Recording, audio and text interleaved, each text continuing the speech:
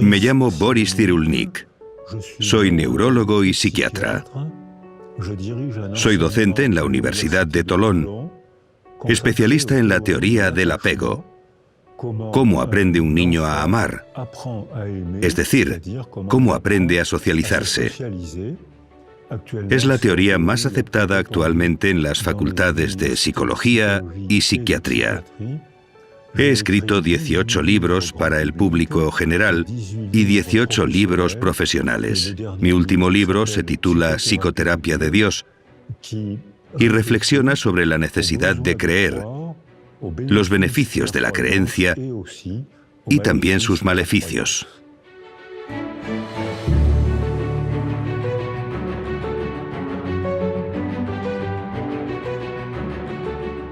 Hola. Hola. Señor Cyrulnik. Me llamo Violeta. Hola, Violeta. Yo soy psicóloga. Y estoy muy contenta de que esté hoy con nosotros para compartir un poco de lo que sabe. Para empezar, nos gustaría hablar del término resiliencia, por el cual es usted una persona de referencia a nivel mundial.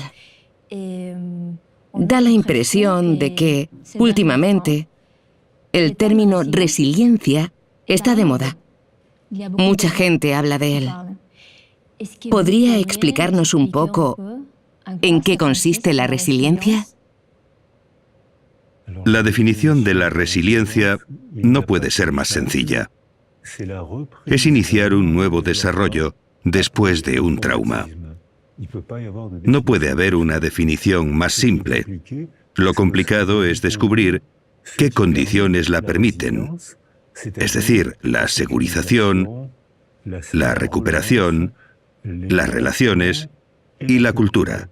Hay que unir todo esto para responder a esa pregunta. ¿Cuáles son las características de una persona resiliente? Depende de la manera en que se construye la personalidad. Si alguien desde el nacimiento, e incluso antes, ha recibido improntas biológicas que lo fortalezcan, se desarrollará. Y si le ocurre una desgracia, sabrá enfrentarse mejor a ella. Ahí hablaríamos de resistencia. Si alguien está traumatizado y después de la desgracia es capaz de iniciar un nuevo desarrollo, entonces hablamos de resiliencia. Es decir, depende un poco de la persona y mucho de su entorno antes del trauma y de su entorno después del trauma. ¿Cómo podemos ayudar a un niño para que sea más resiliente, tanto en casa como en el colegio? Para que el niño pueda adquirir los factores que le permitirán ser resiliente, de entrada hay que transmitirle seguridad. Primero hay que darle seguridad a su madre. Estadísticamente son las mujeres quienes se encargan de los niños. Por eso tiene que sentirse segura y ella, involuntariamente, transmite esa seguridad, que es lo que da seguridad al niño. También hace falta un entorno seguro, estructurado por la madre y por alguien más, que puede ser el padre, la abuela, la guardería, el hogar familiar. Si el entorno seguro protege al bebé, al niño, cuando llega al colegio, ya ha adquirido el placer de aprender. Y el colegio será para él una aventura, un estrés, un pequeño miedo que será capaz de superar. Volverá por la tarde a su casa y estará orgulloso de sí mismo. Le contará a su mamá lo valiente que ha sido y lo que ha acontecido en el cole. Si ha estado vulnerabilizado porque su madre ha sufrido agresiones, porque ha sido abandonada, porque ha estado enferma, porque la vida puede ser muy difícil. Pero los dos grandes factores que vulnerabilizan al bebé son la violencia conyugal y la precariedad social. Es decir, que si alrededor del niño hay violencia conyugal, quien sufre es el bebé, aunque nadie lo toque. Si los padres viven en la precariedad social, algo que cada vez es más frecuente, Son padres que no están disponibles, no tienen ganas de jugar con el niño, están tristes y el entorno que envuelve al niño no le aporta seguridad. Y por eso vemos grupos de niños que no se sienten seguros, que llegan al colegio y le tienen miedo, no les gusta nada. Estos niños lo tienen difícil para ser buenos estudiantes. No es porque tengan un cerebro peor, sino porque no han sentido seguridad desde que empezó a construirse su personalidad. Hemos hablado varias veces sobre segurizar a los niños. ¿Podría explicarnos a qué se refiere cuando habla de segurizar a los niños? La definición de segurización es crear un apego familiar. Y el apego, el amor, es algo flamante. Es fiebre, es ardor. Está separado de la realidad. Mientras que el apego, por el contrario, se teje en el día a día, con la forma de hablar, compartir el desayuno, la forma de sonreír, la forma de enfadarse también. Está en la vida cotidiana, pero se va tejiendo en el día a día. Por lo que apego no es amor.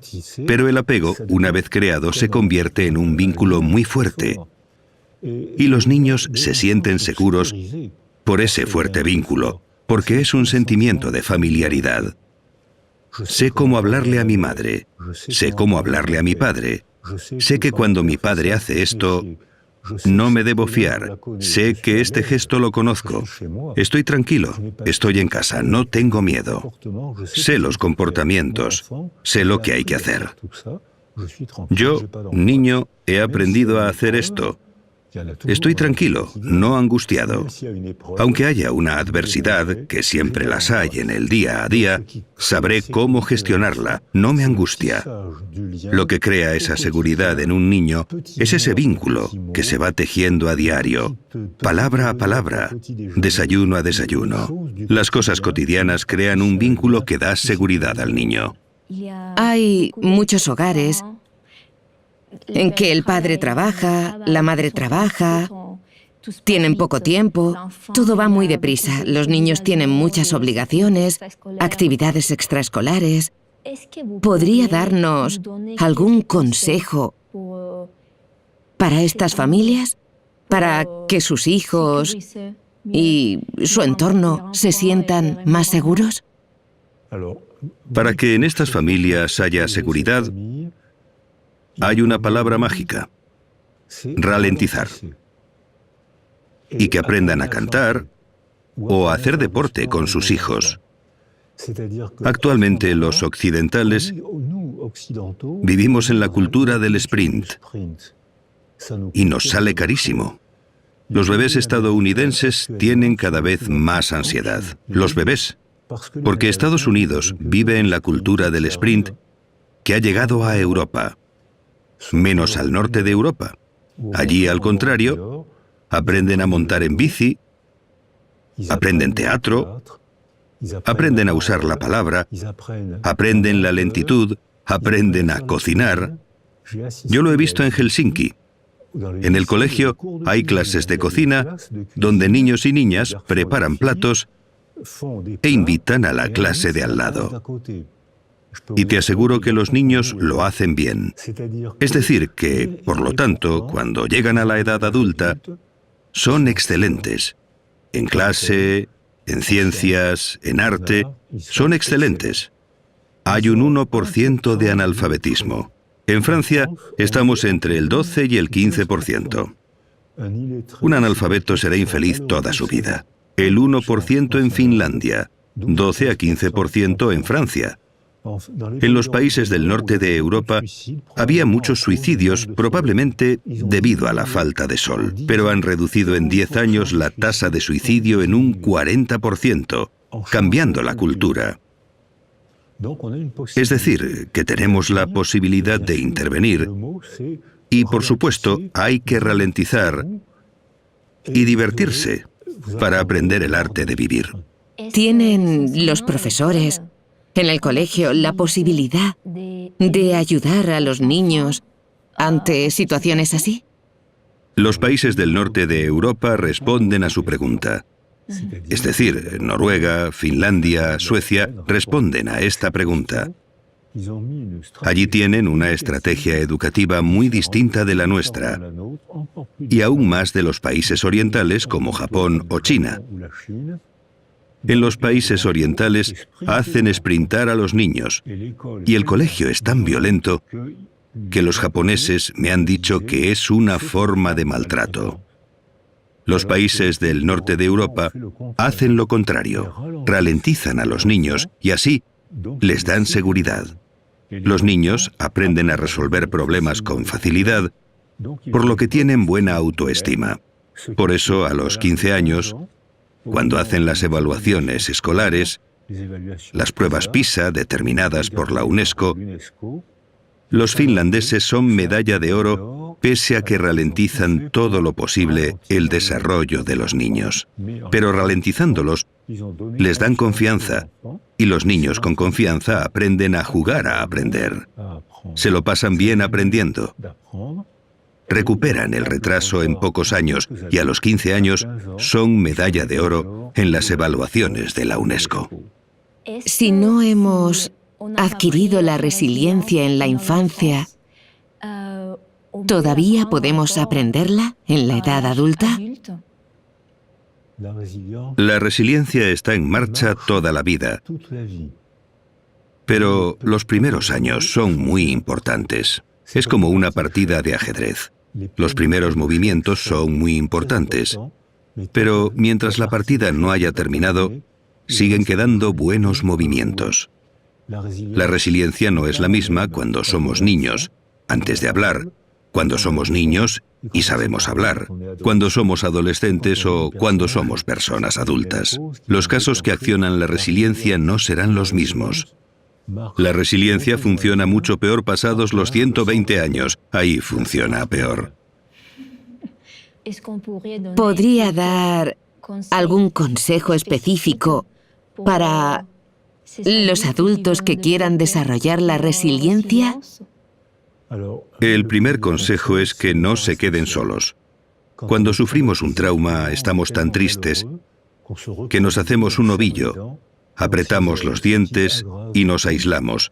Y esto solo agrava, ya que el recuerdo de la herida se refuerza más y más. Solo pensamos en eso y agravamos el sufrimiento. Así que el primer consejo sería luchar contra uno mismo si nos apetece aislarnos. Y sobre todo, hay que hablar o quedar con la gente con la que tengamos confianza.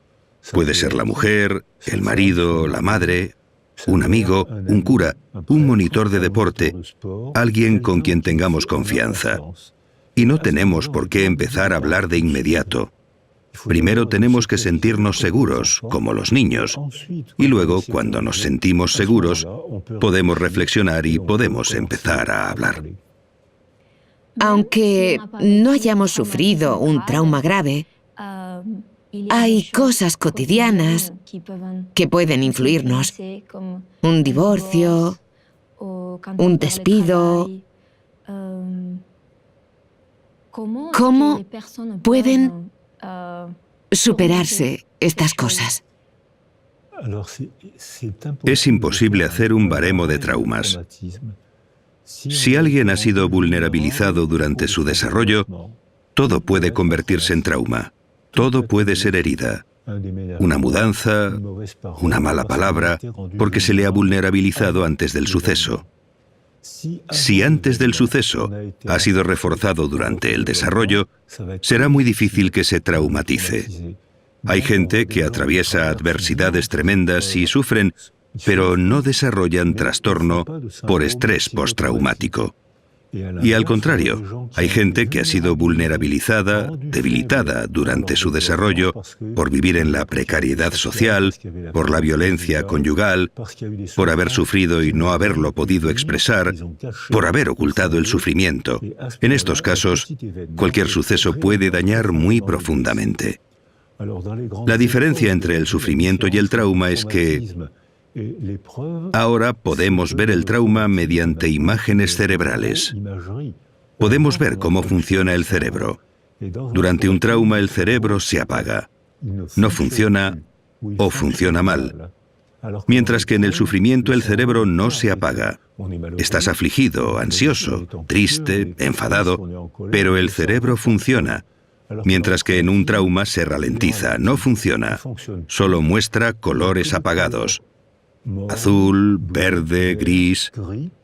Cuando el cerebro funciona bien porque estamos positivamente estimulados o contentos, el cerebro trabaja y consume energía, y se ve rojo, verde, amarillo, y se desplaza por todo el cerebro. Hablamos de trauma si el cerebro se apaga. Cuando estamos, como en boxeo, KO.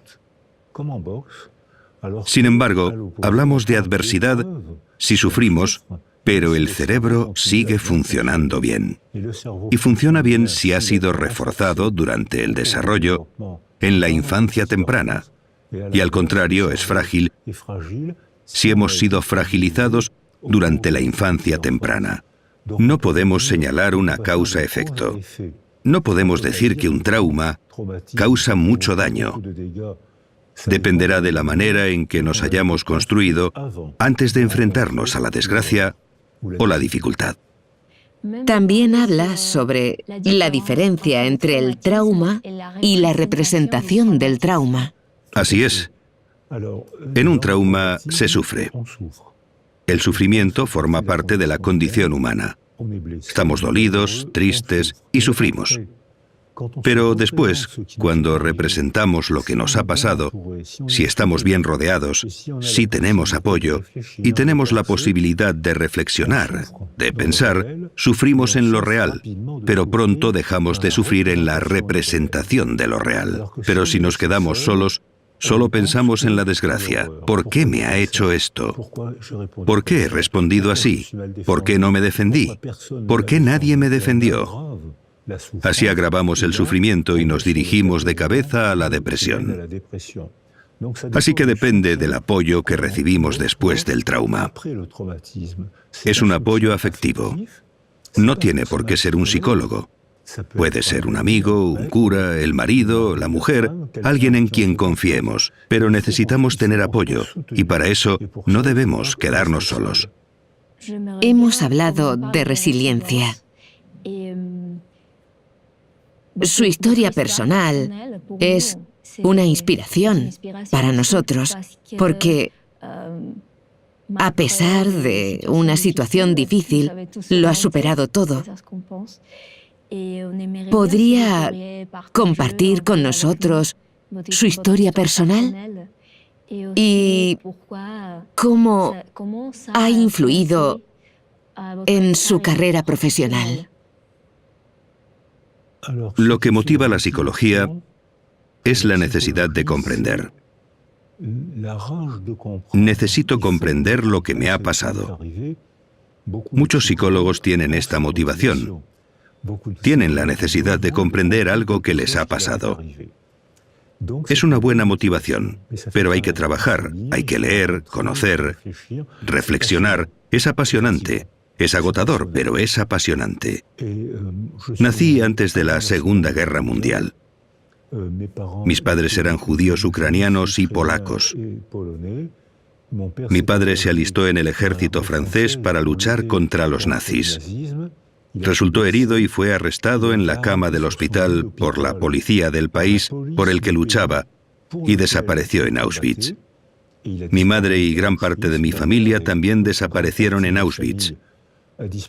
Yo fui detenido por la Gestapo, la policía francesa asociada al ejército alemán, cuando tenía 6 años y medio.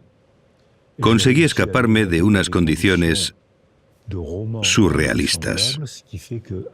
Una vez liberado, cuando contaba lo que había vivido durante la guerra, la gente se partía de risa. Lo has oído bien, la gente se reía porque les parecía increíble. Y es que lo era. ¿Se partían de risa? Sí. La gente creía que me inventaba las historias. Creían que eran cosas que me había inventado. Luego, en 1982 u 83, escribí mi primer libro.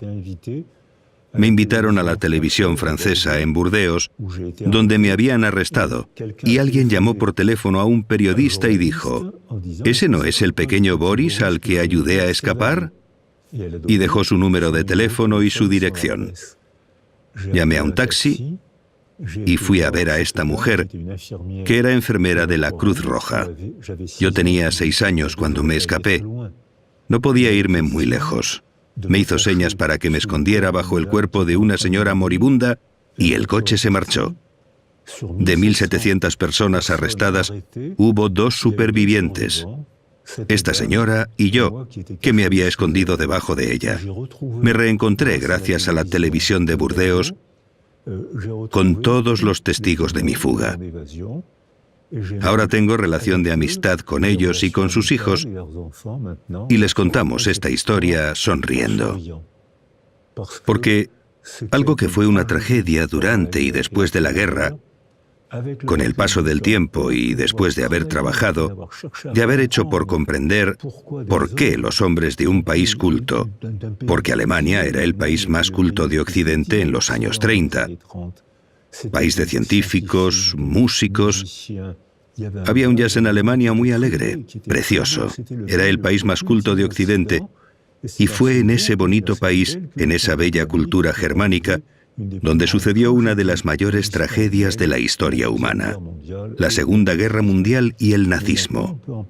Pero ahora podemos hablar de ellos sonriendo, podemos intentar comprender. Con los hijos de esta señora y con los nietos de esta señora, bajo la cual me escondí porque estaba moribunda, hablamos de esto sonriendo.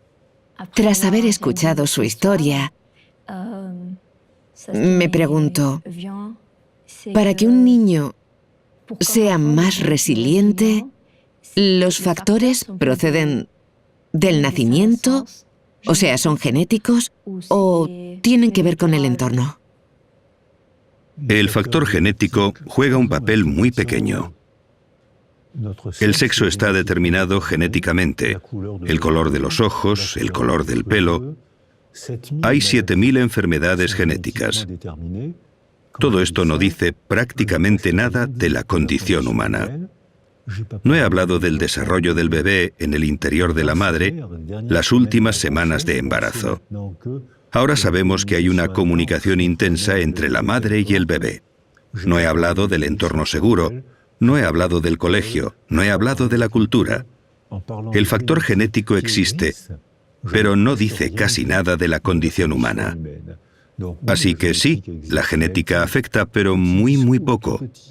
Todo lo demás es afectivo y cultural. ¿Vivir un trauma o vivir una situación de aislamiento afectivo, de carencia, puede afectar al desarrollo neurológico de un niño? Esta cuestión es importante. Sabemos desde la Segunda Guerra Mundial que los niños, los ingleses que estuvieron bajo el bombardeo del ejército nazi, quedaron muy traumatizados. Vieron morir a sus padres y ellos quedaron enterrados entre los escombros. Fueron acogidos por Anna Freud, la hija de Sigmund Freud. Estaban acogidos en Hampstead, un barrio de Londres. Todos estos niños tenían un retraso en el desarrollo y no se sabía explicar. Ahora sí que sabemos, gracias a la psicología y la neuroimagen. Se pueden hacer pruebas de desarrollo y ver que esos niños tienen un retraso. No hablan, dejan de hablar o hablan más tarde. La emoción les impide hablar. Y en un análisis cuantitativo se ve que estos niños no segregan hormonas del crecimiento ni hormonas sexuales, lo cual explica por qué las carencias afectivas tienen esa dimensión. Ahora con las imágenes cerebrales vemos que cuando el niño está afectivamente aislado, presenta una atrofia de los lóbulos prefrontales y de los circuitos de la memoria y las emociones. Y por contra presentan una hipertrofia de una serie de neuronas que tratan las emociones insoportables. Esto hace que los niños que han estado aislados o privados de afecto en la edad temprana, más adelante y durante toda la vida, si los dejan solos, interpretan toda información como una agresión. Tienen miedo de todo. Se sienten agredidos por todo. No hay que mirar en el contexto, sino en la infancia temprana, cuando fueron privados de afecto. Se tienen que tomar decisiones políticas. Las mujeres embarazadas tienen que estar tranquilas. Hay que permitir que organicen un entorno seguro desde el primer mes, con la madre, claro, y con el padre o con la abuelita. Y hay que cambiar la estructura educativa para dar seguridad a los niños en lugar de fustigarlos para obtener buenos resultados escolares. A partir de entonces, habrá cada vez más niños resilientes. No se acabarán las adversidades de la vida, pero podrán afrontarlas mejor y no serán prisioneros de la desgracia.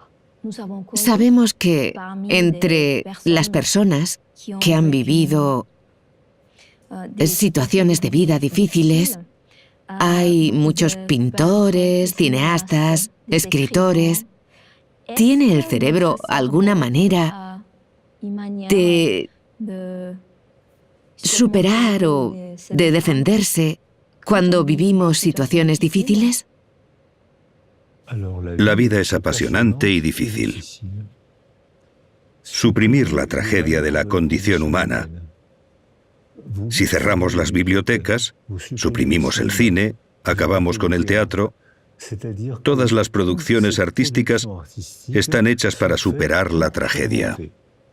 Las películas cuentan tragedias, cuentan historias emotivas de gente, de niños que consiguen superar la tragedia.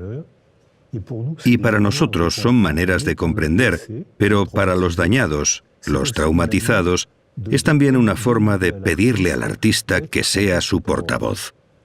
Si me ha pasado algo que no tengo fuerza o valor para contar, porque si cuento lo que me ha pasado, para mí será duro y para ti difícil de escuchar, y vas a querer que me calle.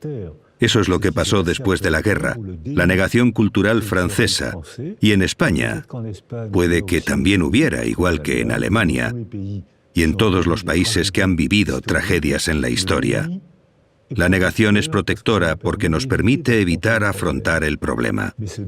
Pero esta negación que protege obstaculiza la resiliencia porque no afrontamos el problema. Sin embargo, cuando damos la palabra a los artistas, a los poetas, los cantantes, escritores, cineastas, ahí las emociones están controladas, porque podemos hacer del actor. El actor se convierte en nuestro portavoz y él dirá lo que yo no tengo fuerza para decir. El desvío, el alejamiento de la emoción, el control de la emoción, la representación de la tragedia de manera soportable, ya sea con una película, una novela. Así los demás pueden intentar entender sin angustiarse ni sentirse incómodos por la tragedia. Si yo te cuento la tragedia que me ha ocurrido, vas a querer que me calle porque te incomodará. Y me dirás, bueno, ya pasó. Pero no, no ha pasado. Está grabado en mi memoria. Puedo callarme. Si me pides que me calle, yo me callo. Pero no ha pasado. Al revés, si me callo, le daré vueltas y lo reforzaré. Si te digo, yo no tengo fuerzas para decirlo, pero ve al cine a ver tal película que cuenta una historia de una violación. Cuenta cómo consigue una mujer forcejear, defenderse, volver a la vida. Ve al cine a ver la historia de un exilio, para ver cómo se han adaptado a una nueva cultura, que no siempre fueron bien recibidos. Llorarás, te emocionarás y comprenderás. Y a partir de ahí, nos entenderemos mejor y podremos hablar gracias a los artistas. El arte juega un papel muy importante en el proceso de resiliencia. Además, todos los niños se benefician de esto, estén o no traumatizados. Se benefician de la función artística y debemos informarles, debemos entrenarles para convertirse en pequeños artistas. Porque como la madre está siempre ahí, el niño no necesita nada. Es ella quien lo recibe todo en lugar del niño. Pero cuando la madre se va a trabajar o a ocuparse de ella misma, hacer la compra, el niño está solo y tiene que aprender a soportar la marcha de su madre, haciendo dibujos y pensando, cuando vuelva mamá le daré este dibujo y se pondrá contenta, me dará un abrazo y será una fiesta afectiva. Después, si mamá se va, si mis amigos se van, lo contaré. Escribiré un relato. Lo comprenderán. Es verdad que necesitamos una carencia para volvernos creativos. La carencia invita a la creatividad. En un niño totalmente aislado, su cerebro estará dañado y no podrá ser creativo. Pero un niño demasiado protegido tampoco invita a la creatividad. Entonces la madre, el padre, tienen que estar ahí para darle seguridad y de vez en cuando considerarse a sí mismos como personas para dejar un espacio vacío al niño, para que el niño dibuje, invente un cuento, una novelita, para esperar el retorno de la madre. Es la carencia lo que invita a la creatividad. Entonces, cuando habla de resiliencia, también habla de altruismo. ¿Existe una relación entre el altruismo y la resiliencia? Hemos leído que hay mecanismos de defensa psicológicos positivos. ¿Puede hablarnos un poco del altruismo y estos mecanismos? Cuando hemos vivido una tragedia, estamos a la defensiva. Necesitamos defendernos. Y cuando retomamos nuestra vida y sufrimos menos, muy a menudo a la gente le nace un deseo altruista. Tienen ganas de ayudar a otros, porque saben lo que es el sufrimiento. Muchos psicólogos se hacen altruistas porque han tenido un problema, un sufrimiento en la infancia que los lleva a... Les interesa el mundo de los otros. Cuando trabajé en el Congo con los niños soldado, cuando les preguntaba qué querían ser de mayores, casi todos me contestaban que querían ser periodistas o médicos. ¿Por qué periodistas? Porque tengo que contar esto. Tengo que dar testimonio de lo que ocurre cuando un niño se transforma en soldado. ¿Y por qué médicos? Porque sé lo que es el dolor y quiero aprender a proteger a otros niños del dolor. El altruismo es un mecanismo de legítima defensa para combatir el dolor. Muchos médicos, psicólogos, asistentes sociales conocen este proceso que es bueno, es moral, porque invita a entender y a compartir con alguien lo que hemos entendido. Pero, igual que las madres que deben estar ahí, pero no siempre, el terapeuta, el cura, deben estar ahí, pero no siempre.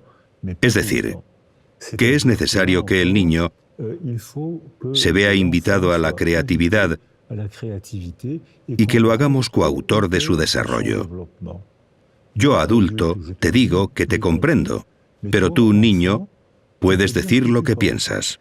Y así el niño traumatizado o el adulto herido contribuye a la reconstrucción resiliente. Pero hay que tener cuidado con este mecanismo. Hicimos una encuesta en Tolón, donde yo vivo, en la que contrastamos que el 50% de los enfermeros y el 50% de los psicólogos tienen depresión por agotamiento profesional. Porque cuando te centras demasiado en el otro, acabas por descuidarte tú. Por eso a mis estudiantes les digo, ¿queréis ser médicos y psicólogos? ¡Bravo! Pero, ¿qué más vais a hacer? ¿Cómo que qué más?, preguntan. Claro, si eres psicólogo, apúntate a un coro y aprende a cantar o a un equipo de fútbol. Haz algo más para preservarte tú, porque tú eres una persona también. No debes sacrificarte por otro. Ayudas a los demás porque es tu vocación, es tu formación, y está muy bien que ayudes a otros. Pero tú también eres una persona, y si te despersonalizas, caerás en depresión y no les serás útil a los demás. Cuando habla de altruismo, entiendo que habla también de empatía. ¿Hay diferencia entre el altruismo y la empatía? Efectivamente, la empatía es la capacidad de descentralizarse uno mismo para representar el mundo de otro. Los niños privados de afecto y los niños aislados sensorialmente, si no tienen a nadie, no pueden aprender empatía. Si solo se tienen a sí mismos, se balancean, se vuelven grises, se hieren, se dan cabezazos contra la pared, se mutilan en la adolescencia. Si no hay alteridad, uno mismo es su única alteridad. No hay altruismo porque no hay empatía, debido a la carencia afectiva precoz, muy precoz. Hay pedagogía de la empatía. Si creamos un entorno seguro para el niño, una vez se sienta seguro, aprenderá a descubrir al otro. Pero solo puede ocurrir si se siente seguro.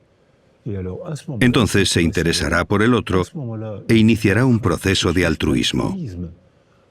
Como me contaban los niños soldado, como sé lo que es el dolor y sé lo que hay que hacer, voy a ser altruista. Es un camino sistémico. Es un sistema, no una causa que explica un efecto. Es todo un sistema que evoluciona y está constantemente sometido a las presiones del entorno. Así desarrollamos la empatía y aprendemos el placer de descubrir el mundo mental de los demás, otras religiones, otras culturas, y ver que son interesantes. Pero esto obliga a viajar, a leer, a conocer. Es apasionante y agotador. ¿Podría explicarnos, para los niños, en los colegios, en la sociedad actual, aunque no hayan vivido traumas graves, cómo podemos trabajar con ellos la empatía? Por parte de los profesores, el centro educativo, los padres. Eso es lo que nos pidió Macron, el presidente de Francia.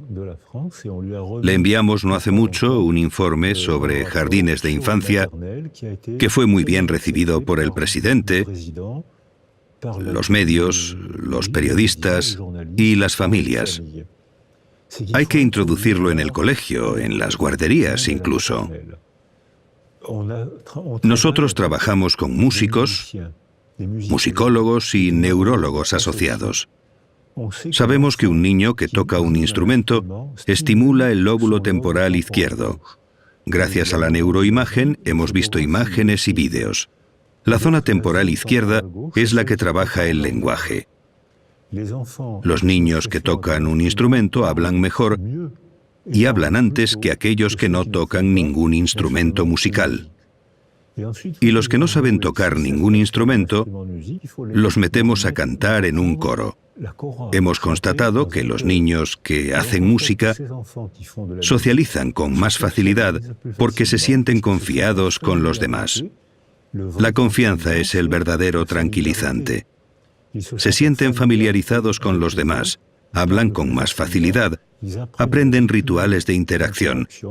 Por eso socializan más fácilmente, les gusta la escuela y tienen un buen rendimiento escolar, con la música y el deporte en el colegio. Al hacer deporte estimulamos el cerebro y funciona mejor. Mientras que ahora en Occidente, ¿qué padece todo el mundo? Enfermedades derivadas del sedentarismo, porque hemos descuidado nuestro cuerpo. También el dibujo, el teatro y el cine son excelentes para desarrollar la empatía. ¿Crees que la tuya es la única religión válida y que los demás son infieles por creer en otro Dios? Pues te pongo una película de 1 hora de un niño que cree en un Dios distinto del tuyo y verás que son seres humanos como tú, solo que creen, por su cultura, en otro Dios. Es entretenido, es interesante, a veces es irritante, pero es la condición humana. Por tanto, las obras de arte muy pronto, desde la guardería. Los cuentos enseñan a los niños a expresarse. Y luego hablamos de la moraleja del cuento. ¿Por qué le roban el queso al cuervo? porque se deja engañar por la zorra. Podemos trabajar las moralejas con cuentos infantiles. Les contamos una historia bonita y les invitamos a convertirse en pequeños filósofos. Y esos pequeños filósofos son inteligentísimos desde bien pronto. El otro día hablaba con una pequeña filósofa de 5 o 6 años. Hablábamos de la muerte, porque cuando los niños descubren la muerte, es un problema metafísico, es importante para ellos. Le pregunto a mi pequeña filósofa qué es la muerte para ella y me dice: muy fácil, te caes, te quedas frío, te llevan al hospital, te calientan y vuelves. Esto nos permitió hablar de la representación del tiempo en el plano filosófico con una pequeña filósofa de 5 años que lo entendía todo. Entonces creo que el arte, introducido muy pronto en el colegio, la música, el deporte, porque el deporte es una forma de arte, el arte, el deporte, el dibujo, el cine, el teatro, forman parte de la condición educativa, desarrollan la empatía y permiten aprender a convivir mejor. Hay una frase que dice: el dolor es inevitable, el sufrimiento es opcional. ¿Qué opina usted sobre esta frase? Es magnífica, porque el dolor, todos los mamíferos sienten el dolor igual. Por ejemplo, nos quemamos la piel. Hay un trayecto que la une con la médula espinal, llega a la base del cerebro y llega al córtex. Todos los mamíferos sienten el dolor igual. Pero no todos los mamíferos sienten el sufrimiento igual. Si un mamífero o un bebé humano ha recibido seguridad durante su desarrollo por su madre, su padre, la familia, el colegio, el vecindario, las palabras, el teatro, todo eso, cuando recibe un golpe, le duele. Eso es el dolor. El sufrimiento es otra cosa. Si ha tenido una infancia segura, sufrirá mucho menos que alguien que no la ha tenido de pequeño y que percibe la sensación del dolor de forma exacerbada, amplificada. El dolor sin sentido aún duele más. Los seres humanos vivimos en un mundo de sentido. Necesitamos tener sueños y tener recuerdos para darle una dirección a nuestra vida. Si nuestra dirección viene de un dolor no superado, sin resiliencia, al recibir un golpe sufrimos muchísimo y sin posibilidad de modificar ese sufrimiento. Si hemos crecido fortalecidos y con seguridad, recibimos el mismo golpe, una tragedia. Pero hemos aprendido a ser más fuertes que el sufrimiento, que el dolor, y entonces sufrimos menos. Sufrimos una sola vez, como los animales. Y además, si hacemos algo con ese dolor, ese sufrimiento, habremos transformado el sufrimiento en obra de arte. Entre los artistas, entre la gente del cine, se da un número inusualmente alto de niños privados de afecto que se refugian en el cine, que hacen películas muy bonitas y emotivas, porque, al haber sido heridos, han encontrado un medio para transformar esa herida y convertirla en producción artística. La mayoría de las obras de arte son confesiones autobiográficas. Me gustaría que hablásemos de una cuestión de actualidad. Ahora mismo, en nuestra sociedad actual, hay guerras, hay conflictos políticos, distintas migraciones, hay gente que sufre y hay mujeres embarazadas que también sufren.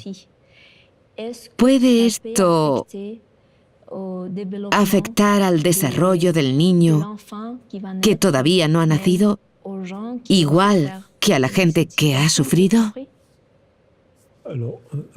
Esta es una pregunta muy científica que se investiga desde hace 10 o 15 años. Es objeto de estudios israelíes con mujeres embarazadas traumatizadas por los atentados. Mujeres israelíes y palestinas que acudieron a consulta por síntomas de estrés postraumático. Estas mujeres, 170 mujeres embarazadas, trajeron al mundo a 170 bebés y todos presentaban ya una alteración cerebral. Todos tenían ya un mal funcionamiento cerebral. Si hubiésemos dejado solas a esas mujeres, los bebés habrían empezado su vida con una grave deficiencia neurológica. Esto no ocurrió. Las mujeres estuvieron arropadas, los bebés también, y esto activó un proceso de resiliencia más o menos sencillo. Algunas de las mujeres y de los bebés iniciaron rápidamente el proceso de resiliencia. Para otras fue más difícil y otras no pudieron. Este fue el primer trabajo que se llevó a cabo en Tel Aviv. Después llegaron los investigadores en biología y demostraron que cuando el estrés forma parte de la vida. Todos vivimos momentos de estrés. Cuando tienes exámenes, sufres estrés. Forma parte de la vida, pero superas ese estrés y te enorgulleces por ello. Forma parte de la vida y no debemos privar a los niños del estrés. Pero si el estrés es demasiado fuerte, intenso, prolongado, y si dejamos al niño solo, el exceso de cortisol y de catecolaminas, es decir, las sustancias del estrés, termina por dañar las células cerebrales y el cerebro queda alterado por haber dejado a la mujer y al niño solos. Es decir, hemos dejado que las sustancias del estrés se conviertan en tóxicas para el cerebro. Hoy sabemos que los extremos de los cromosomas reciben unos fragmentos llamados radicales metilo. Son fragmentos que obstruyen la expresión del cromosoma. Es decir, el cromosoma no cambia, pero las obstrucciones causadas por este exceso de sustancias tóxicas hacen como tapones que hemos fotografiado. Se ven manchas negras. Una cinta genética sana, con obstrucciones, no se expresa igual en absoluto. Por eso, no podemos señalar que el problema sea innato o de adquisición, porque la cinta de cromosoma no se ha modificado. No es una mutación, es la misma cinta. La expresión sí que cambia por completo, según la estructura del medio. Se empezó a hacer en animales, y se vio una misma cinta genética de rata. Si dejamos que la rata se desarrolle en un medio pacífico, se convertirá en una rata grande, gorda, mansa, con una larga esperanza de vida. Con el mismo tipo de rata, si la ponemos en un medio de estrés, de alerta, de agresión constante, se convierte en una rata pequeña, arisca y negativa, hiperkinética, es decir, muy ajetreada y con una esperanza de vida muy reducida. Es la misma cinta genética que experimentalmente hemos hecho que se exprese de manera totalmente diferente, morfológicamente, a nivel de comportamiento y de la esperanza de vida. Por lo que el problema de lo innato y lo adquirido es un sinsentido absoluto. Esto también quiere decir que nosotros, los seres humanos, los políticos, filósofos, padres, somos responsables porque ahora sabemos que podemos y debemos intervenir en el medio que nos afecta. No somos seres pasivos. Tenemos la posibilidad de intervenir en el medio. Actualmente, la acción de los seres humanos sobre el medio es de degradación. ¿Qué sugerencia podemos hacer a la sociedad para prever este problema? Tenemos que hacer como los países del norte de Europa. Ralentizar, desarrollar las actividades deportivas y artísticas para reforzar los vínculos que desarrollan la familiaridad. Y hay que hacer frente a las adversidades reales. Hay que trabajar, hay que estresarse por un examen, esos son problemas reales, pero hay que estar preparado para afrontar esas adversidades. Si hemos sido abandonados, tenemos miedo de todo. Y si hemos estado demasiado protegidos, también lo tenemos, porque no tenemos confianza propia. Necesitamos inventar una cultura que sea como el mar, con su flujo y su reflujo, como el día y la noche, como los latidos del corazón, una cultura con ritmos. Los jóvenes ya empiezan a hacer esto. Cada vez se ve más gente joven que trabaja y que, de vez en cuando, respira. Puede que los jóvenes inventen probablemente una nueva cultura para combatir los efectos de la angustia provocados por la cultura tecnológica. La cultura tecnológica combatió el miedo de la Edad Media y el miedo que conocíamos hasta los 50. Eso ha sido gracias a la tecnología. Pero ha tenido como efecto secundario el desarrollo de la angustia. Puede que la cultura que van a inventar los jóvenes permita también controlar la angustia. Es muy interesante lo que ha compartido con nosotros. Le agradecemos mucho su presencia y esta entrevista. No, ha sido un placer. Gracias por invitarme.